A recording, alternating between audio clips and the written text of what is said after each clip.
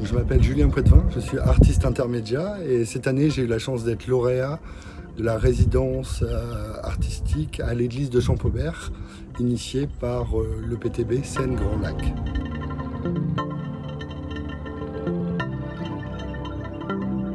Alors là ici, dans le cadre des Journées du patrimoine, en fait il y a 2 œuvres immersives qui sont présentées, dont une première à l'intérieur de l'église qui s'appelle Les Sirènes.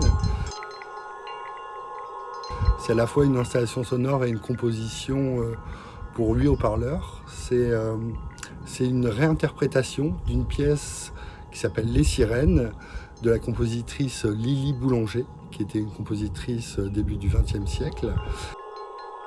Et là, l'idée, ça a été de réactiver cette pièce en travaillant avec une chanteuse lyrique qui s'appelle Lynn Gobert-Verrier et de travailler à la fois les sons de la voix, les textures de la voix, de développer une écriture spatiale du son dans l'église. Le son se déplace entre les haut-parleurs et de mélanger ça avec des sons d'eau, en fait, des sons qui ont été captés sous l'eau, en dehors de l'eau, autour du lac du Der et ailleurs, pour proposer en fait une expérience immersive en lien avec le contexte qu'est cette église au bord de l'eau.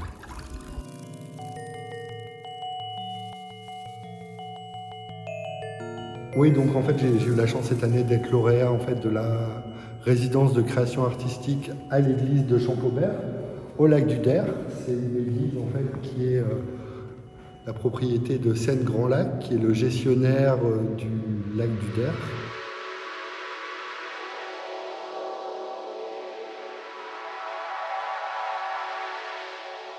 Donc en fait, il y a plusieurs projets. Il y a l'installation Les Sirènes, dans laquelle on se trouve actuellement, et une balade sonore géolocalisée qui se déploie sur toute la presqu'île de Champaubert.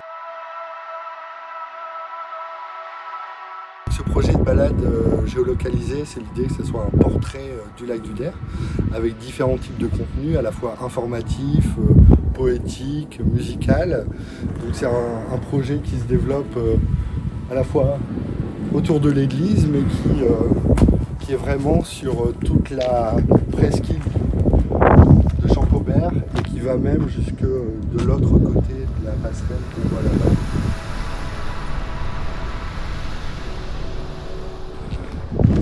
L'idée en fait c'est que les gens peuvent télécharger gratuitement une application qui restera disponible pendant 1 an.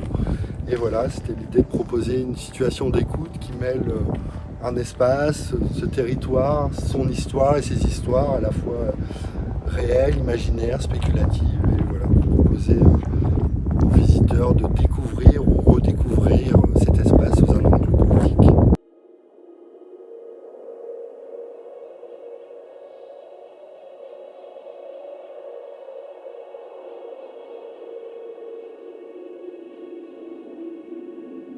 C'était un cadre de travail assez remarquable en fait. J'ai pu m'imprégner du lieu pendant 6 semaines, de juillet à août, et je suis revenu en septembre.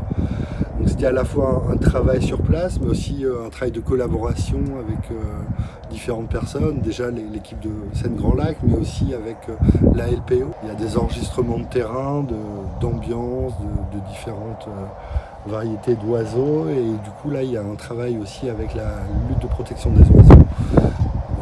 On a pu faire quelques capsules sonores sur le chant des oiseaux, la migration des oiseaux, etc. Et aussi des lectures de poèmes de différents auteurs et autrices, et donc tout ça compose un peu une sorte de partition à l'échelle de toute la presqu'île de Champaubert.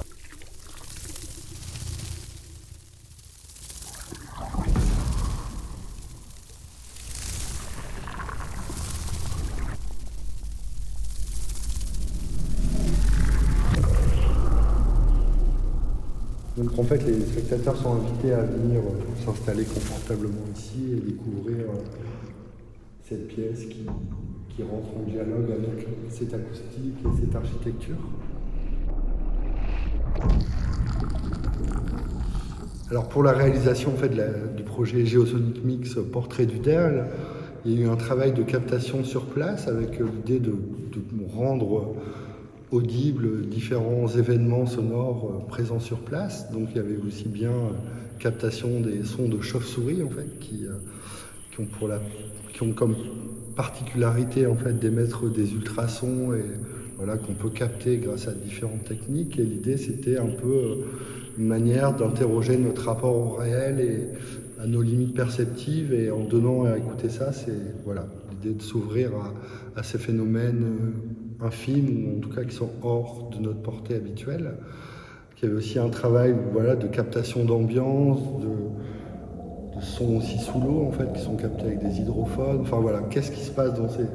Comment ce territoire est activé, comment il est habité par les humains et non humains, toute la biodiversité qui prend place.